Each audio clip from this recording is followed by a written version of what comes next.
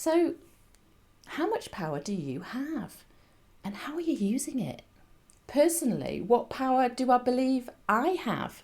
I have chosen, and am happy, incidentally, not to be a chief, a head, a director, a president, or a boss of anyone. I'm not in a position of formal authority or power. I've chosen and am happy not to be the current or former CEO of a major company or a public service, not to be a university professor with guru status, not to be a thought leader with an international reputation, not to be rich, not to be famous. So, without these conventional vestiges of power, how on earth do I think or believe I can make a difference to anything? Well, here's the thing.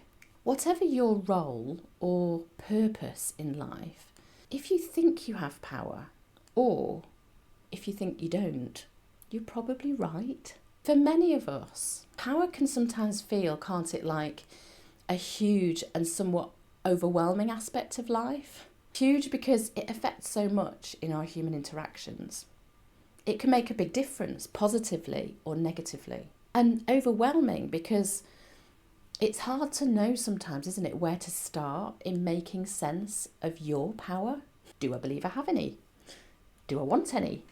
What kind of power do I have or want? And how do I intend to use it? Not to mention the power of others, the impact, the intentions, the behaviour of other people who may or may not believe that they have power. So to cut through this overwhelm and complexity, it can be useful to consider your individual power in terms of a single, simple choice. I first discovered this way of thinking about power from some work I did with Cindy Suarez. So I have the power to choose either to perpetuate existing patterns of power and interactions or to interrupt them.